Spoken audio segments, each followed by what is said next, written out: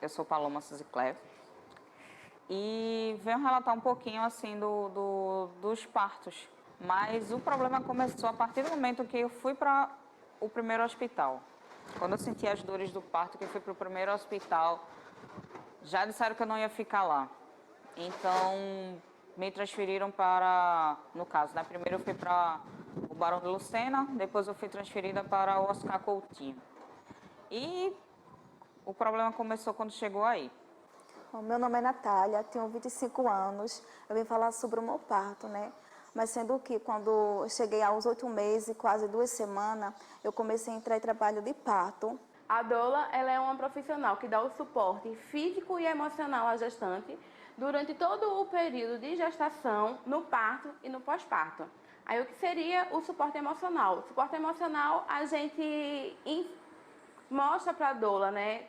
Para a doula não, para a gestante. Tem aquele estudo todo para ela saber quais são os direitos dela, o que deve ser feito com ela e o que não deve ser feito, o que só deve ser feito se houver uma necessidade, o que é uma violência obstétrica, quais são os tipos de atendimento que ela pode aceitar, o que não, e tudo isso a gente vai construindo junto com essa gestante. E também a gente dá o apoio físico, com massagem, com exercícios, com dança, varia muito. A minha bolsa não tinha estourado, o médico estourou.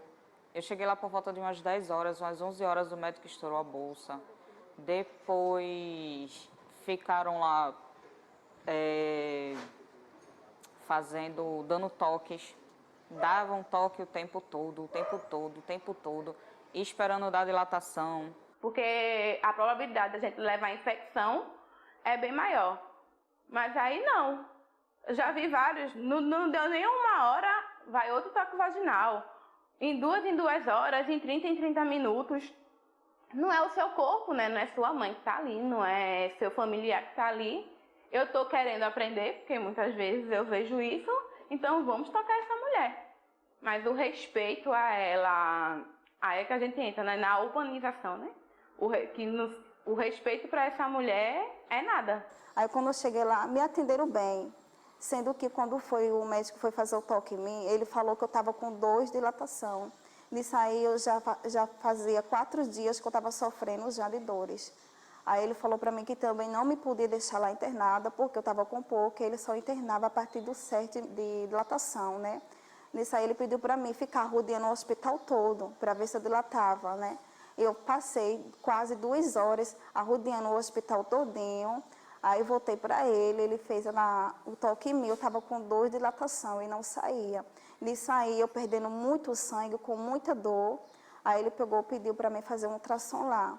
Sendo que a outra médica não queria, porque ela falou para mim que eu não estava com 7 de dilatação, que eu só podia ter o atendimento certo mesmo se eu tivesse com 7.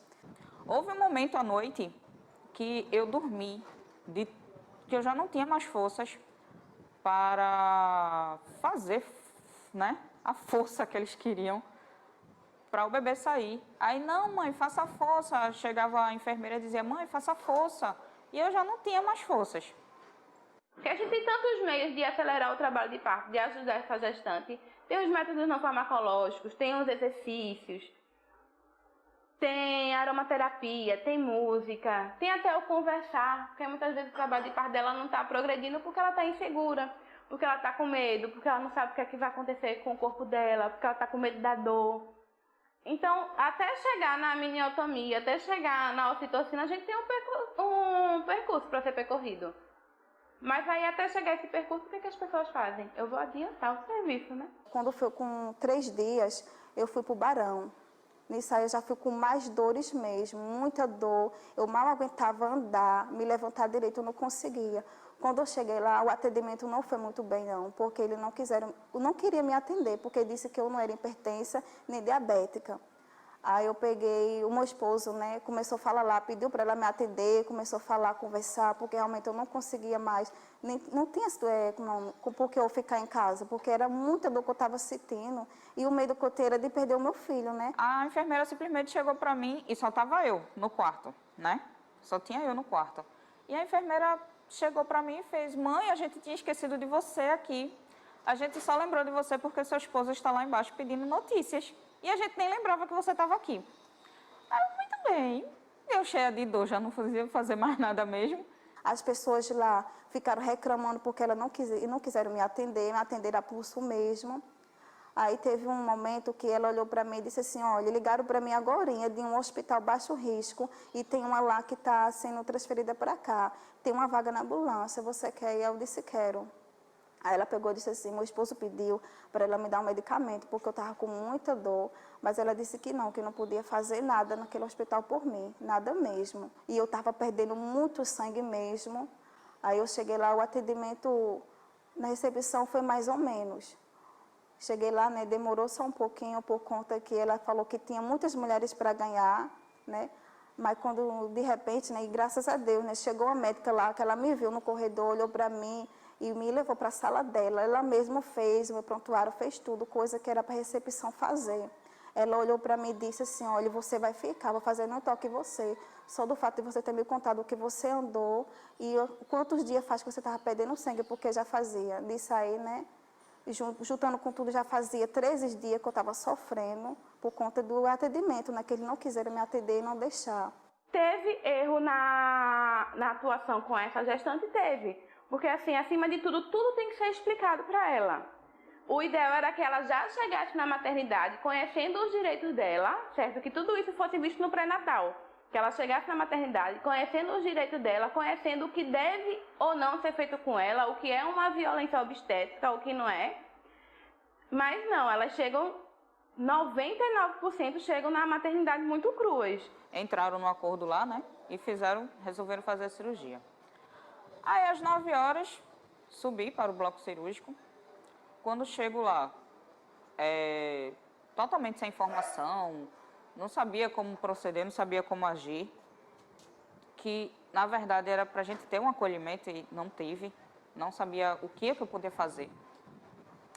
Aí, na hora, você tem que se despir, né, para fazer a cesárea e dá vergonha, claro. Fora o fato que você já vem enfrentando o dia inteiro, ficando lá, né, naquelas posições horríveis e ainda tem que ficar despida na frente de um monte de pessoas que você não conhece, é horrível. Aí eu fiz a ultrassom. Quando chegou lá na sala do médico, ele não estava conseguindo ouvir os batimentos dele. E ele não estava na posição certa para me ter um normal. Ele estava um pouco atravessado. Nisso ele começou a mexer na minha barriga para o bebê se posicionar na posição certa. Aí ele conseguiu, o bebê encaixou, sendo que teve um problema maior, que o médico também não estava conseguindo ouvir direito os batimentos dele. Aí ele começou, né? Passei quase 1 hora lá dentro na sala da ultrassom, para ver se ele conseguia ouvir o batimento, até que ele conseguiu ouvir um pouco, mas bem pouquinho mesmo. Aí a médica olhou para mim e disse, olha, você vai subir agora mesmo, se der, isso aí foi de 1 hora da tarde. Se der 4 horas, você não tem o seu bebê, vou fazer uma ultrassom, quer dizer, uma cesárea com pressa, porque o seu bebê está correndo risco de vida, não só ele, como você. Como era cesárea, tinha que dar hack, né? Então, o anestesista foi super grosso. Ele queria que eu abaixasse na maca, eu não tinha condições, porque a minha barriga era enorme. E eu não tinha condições de abaixar na maca, porque a barriga já estava na maca. E ele queria que eu baixasse mais ainda, até que a enfermeira, que veio a me auxiliar, ficou na frente, botou a mão na barriga e disse, doutor, ela não abaixa mais não. Tá bom, não sei o quê, totalmente ignorante. Aí, não, segure ela para que ela não se mexa. Olha, você não se mexa, não se mexa. Certo, eu não vou me mexer. Vou sair daqui para quê? Mas eu quero que tire o bebê. As médicas de lá de cima, né, as enfermeiras, tudinho, ela teve algumas que não me tratou muito bem, por conta de umas lá que ela estava culpando já muitas, porque uma estava gritando, ela começaram estressada também, ainda não sei o porquê, mas ela não quiseram que eu ficasse lá. A médica, a primeira que eu peguei, ela foi ótima comigo, sendo que o plantão dela acabou. E foi uma médica super ignorante, ela muito ignorante, muito bruta, não me atendeu bem. Ela já estava reclamando com o menino, dizendo coisa com o menino da minha barriga. Eu não conseguia falar nada, porque eu estava sem força. E eu só escutava os materiais, né? Mexendo na bandeja. Fora o fato de você estar com frio, com uma expectativa muito grande, porque eu tinha 19 anos. era meu primeiro parto. Então, ainda estava sozinha, porque não podia subir meu esposo, não podia subir família, não podia subir ninguém. Tive que ficar totalmente só, né? Com pessoas estranhas. E eu não tive acolhimento nenhum, na verdade. Então, não nesse parto. Foi horrível. E muito traumatizante. E a gente chega na hora do parto, você tenta se sentir acolhido e, na verdade, você não consegue. Porque não tem nada, nem os próprios médicos que deveriam te acalmar. Hoje eu entendo que o anestesista, ele é um dos responsáveis para me acalmar, muito pelo contrário, ele me deixava mais nervosa ainda. Mas a gestante que ela chega no SUS, não. Muitas vezes também são gestantes que teve um trabalho de parto, teve uma gestação conturbada, que a família não apoia, que foi um abuso. Então, assim, ela está no local que ela tenha pelo menos uma pessoa conhecida que seja de extremamente da confiança dela, é muito importante. A médica que ela falou para mim, ela falou que não tinha como ela fazer um cesáreo, porque ia demorar muito. E mesmo se eu não tendo passagem nenhuma, ela disse que ia fazer de tudo para que eu tivesse um normal. De tudo mesmo. Ela disse que só ia fazer um cesáreo se visse se o bebê ia morrer mesmo. Estava com risco de morrer dentro da minha barriga, ou se ela visse se eu estava quase indo embora, foi o que ela falou. A minha sogra também estava lá no corredor, começou a implorar para que fizeram um cesáreo. Ela disse que não queria fazer, não podia, porque tinha que forçar o normal de todo jeito. A cesariana, ela foi um ganho pra gente. Não adianta a gente falar, não, cesariana não deve ser feito. Não, a cesariana foi um ganho. Foi um ganho porque muitas mulheres realmente morreram e perderam seus filhos porque ainda não existia a cesariana. Mas o que acontece? A cesariana, ela é efetiva e ela realmente vale muito a pena se ela tiver uma indicação. Aí eles começaram a colocar remédio em mim, colocaram vários remédios no soro para me dilatar, mas isso aí não estava dilatando, eu já estava com 4, mas não saía do 4 não. Colocaram vários remédios na minha vagina, nisso aí não foi a mesma coisa que nada, porque eu não estava dilatando mais nada mesmo. E nisso aí, cada vez que ela vinha fazer um toque em mim, ela vinha reclamando, dizendo coisa, não só comigo, como várias que estavam lá passando um pouco parecido da situação que eu estava. O toque mesmo que ela fazia era uma brutalidade, que eu olhava assim, eu digo, Jesus, como é que existe um ser humano assim, ela sendo médica? Mas a partir do momento que você insulta essa gestante, é uma violência. Imagina você estar lá num período difícil, que o trabalho de parto é difícil, não já diz tudo, trabalho de parto não é simples, né? Até você chegar lá, até você ter o seu bebê, não é simples. Aí vem também as questões sociais que a gente não sabe. Aí, claro, tem muitas que estão lá com apoio, que tem o marido junto, que tem um familiar, mas quantas também não tem. Já trava essa gestante, né? Porque o trabalho de parto, ele começa na cabeça da mulher. Se a mulher está aberta, se ela está conectada, se ela está tranquila, se ela está calma, o trabalho de parto flui. Flui bonito. Mas se ela está com medo, se ela está ansiosa, se ela não está se sentindo à vontade, não tem o que a gente faça, não tem exercício que a gente faça, não tem apoio que a gente faça que vai fazer essa mulher parir. Não anda. E toda vez que eu dizia que eu estava sentindo falta do ar, estava com frio, isso é normal, não pode desligar e fique calada porque você não pode falar. Mas eu estava sentindo falta de ar, até que a máquina começou a apitar, foi quando ele veio me colocar no oxigênio. E aí foi quando eu percebi, foi quando eu consegui perceber o parto em si. E a médica, na hora do parto, assim, eu senti que depois que abriram, né, pelo que deu para perceber que eles estavam conversando, foi que depois que abriram. E eu senti uma dor nas costas. E, doutora, eu estou sentindo falta de ar de novo. Mas você já está com oxigênio. Mas por que minhas costas estão doendo? Não é normal. Só que quando eu olhei para o lado, a médica estava suspensa em cima da minha barriga. Ela estava forçando a minha barriga. E outra coisa também que foi erradicada desde 2017 foi a manobra de Christelé. Porque o que acontece? Baseado em evidências científicas, viram que a manobra de Christelé, ela não traz benefício para a gestante. Não traz benefício nenhum, pelo contrário, ela traz malefício. Porque a gente pode lesionar, pode machucar o bebê, tanto o bebê quanto a mãe, como uma ruptura de baço, como a gente pode quebrar o osso do bebê, dependendo da forma que é feito. E infelizmente, para você ter ideia, de 2017, mas infelizmente até hoje ainda é usado. Parecia que eu estava no matadouro. A diferença é que era com humanos, né? Com humano, com grávida e com bebê. E começou a me abrir. Ela estava assim, tipo, me rasgando mesmo. Meu esposo viu que ela rasgou, né? E eu saí, eu senti ela me rasgando. O porquê dela fazer isso? Certo? Isso é uma violência obstétrica. Infelizmente, a laceração ela ainda não foi erradicada.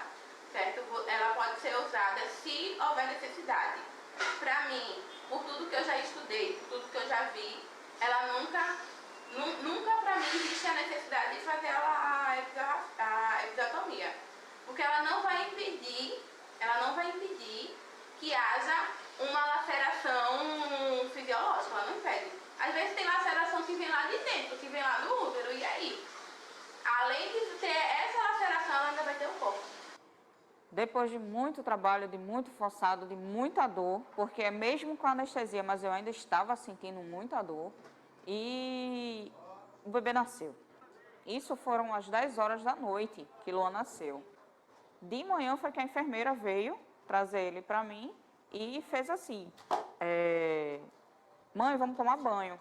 Aí veio, se eu estava sentindo as pernas e tal, e mãe, vamos tomar banho. E aí eu fui tomar banho e eu mesmo que tive que tirar o curativo e tal. Quando cheguei lá no banheiro, tinha placenta no chão, tava uma coisa nojenta.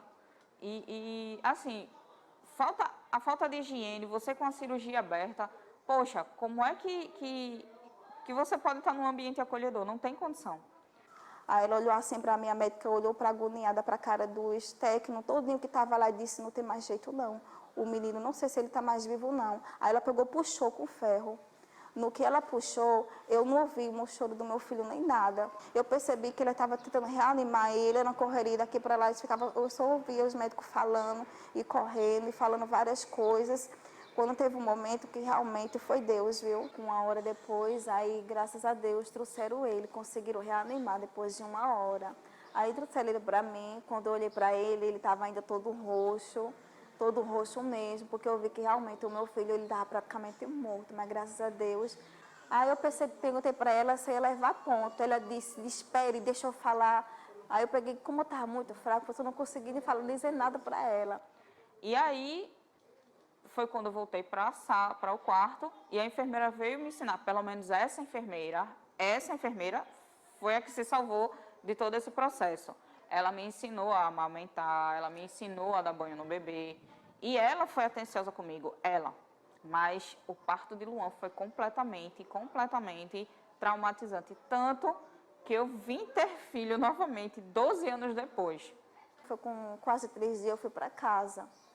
E quando eu fui para casa, a enfermeira falou que ia visitar, né? A visita a casa, que visita o bebê e a mãe para ver como é que tá. Quando ela foi me olhar, ela me pediu para me deitar na cama. Ela não aguentou nem olhar direito, ela não conseguiu ficar olhando, porque ela disse, minha filha, o que é isso e você? Aí eu disse, o quê? Ela disse, você não foi na médica não? Eu disse, o quê? O que está acontecendo? Ela disse assim, vá na médica agora, urgentemente, volta para o hospital que você teve, peça para ele consertar isso. Aí a outra médica foi me examinar. Quando ela olhou, ela, assim, só de olhar as caras que a médica estava, eu estava apavorada já. Eu fiquei apavorada. Ela olhou para mim e disse, minha filha, você está com infecção que já está subindo em você, está contaminando os seus órgãos. Ela dali eu entrei em desespero. Eu disse, pronto, eu vou morrer, meu Deus. Aí depois do que eu passei, agora eu vou morrer com isso. Ela me caminhou rápido mesmo, chamou até a ambulância bem rápido. Sorte minha que estava lá uma parada, me levaram para o IMIP. Quando ela olhou para mim, quando ela mandou abrir as pernas, ela foi lá dentro e trouxe mais 2 médicas que tinha lá, para sua ajuda. Aí pegaram o pato, né, aqueles bicos de pato. Menino, foi uma dor terrível que eu senti quando ela colocou. Ela disse assim, eu sei que está doendo, mas você tem que aguentar, que a gente tem que ver o que é que você tem. Ela olhou para mim e disse, minha filha, não tinha por que a médica fazer isso com você. Não tinha por que, e também não entendo por que ela fez isso com você, não. Só sei que ela tentou matar você, viu? Eu realmente tenho muito medo de ter outro filho. Eu não penso não, porque só de pensar das coisas que eu passei com esse meu outro filho, eu não sei nem o que dizer, porque realmente foi muito sofrimento.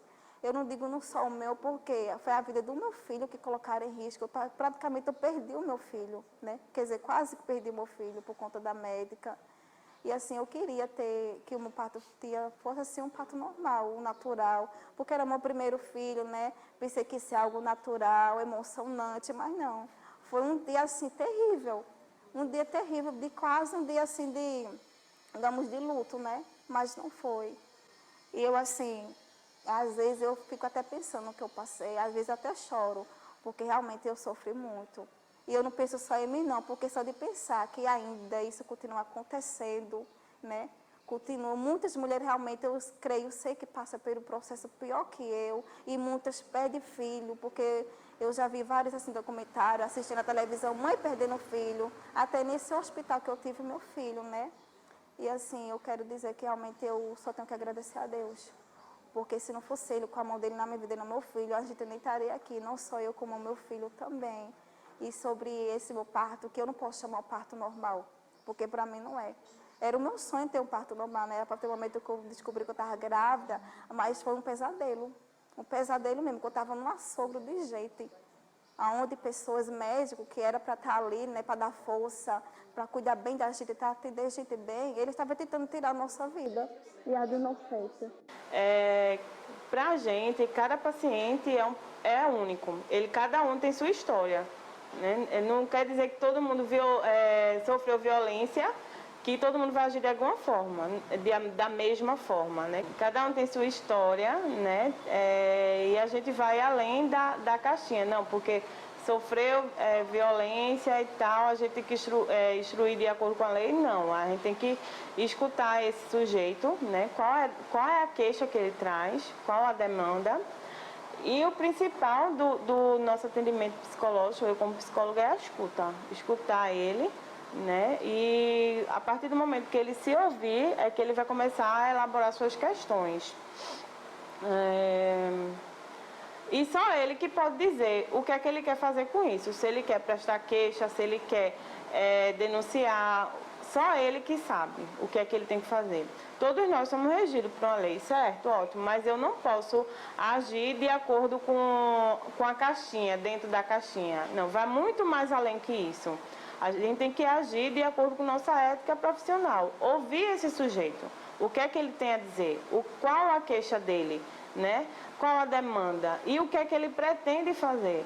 Chega muito na clínica, tipo, doutora, eu não sei o que fazer, certo? Tudo bem. Então, de acordo com o que vai falando, ele mesmo vai se ouvindo, ele vai elaborando e no final ele que vai saber o que fazer. Porque só quem sabe o que fazer com sua vida é o sujeito, é ele, é o cliente.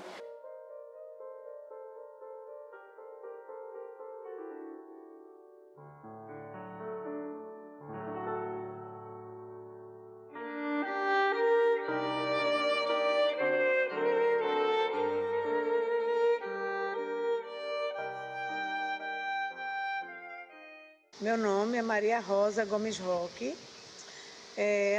Estou na Pastoral da Criança há mais ou menos uns 12 anos. Meu nome é Silvana Aparecida Pereira Dantas. Faço parte da Pastoral da Criança juntamente com Rosa. Sou líder há 12 anos e visito gestantes e crianças de 0 a 6 anos de idade. A Pastoral da Criança está presente nas comunidades para agir na promoção da saúde e do desenvolvimento integral de gestantes e crianças.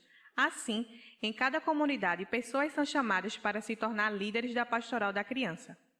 Essas pessoas são preparadas de início por meio da capacitação a partir de um guia do líder, para que possam aumentar seus conhecimentos, trocar experiências e depois compartilhá-las com as famílias que acompanham. Com esse trabalho, a Pastoral da Criança está ajudando as famílias a lutar por acesso a direitos sociais básicos, tal como está na Constituição Brasileira, no capítulo 2, dos Direitos Sociais, artigo 6, onde diz: são direitos sociais a educação, a saúde, o trabalho, o lazer, a segurança, a previdência social, a proteção, a maternidade e a infância, a assistência dos desamparados, na forma desta Constituição. Atualmente, Paloma Suzicler tem 36 anos e 3 filhos, Luan Pablo, de 17 anos, Paola Vitória, de 5 anos e Luca Pablo, de 1 ano e 10 meses. Na sua primeira gestação, a qual ela relatou neste documentário, ela sofreu mais de 10 tipos de violência obstétrica. Na sua segunda gestação, ela sofreu mais de 5 tipos de violência obstétrica. Apenas na última gestação, ela não sofreu nenhum tipo de violência obstétrica. Natália Santos tem 25 anos e um único filho, João Vitor, de 4 anos. Natália teve apenas uma única gestação, a qual ela sofreu mais de 13 tipos de violência obstétrica, antes, durante e depois do parto. A mesma afirma que não pretende ter mais filhos, pois ela ficou traumatizada.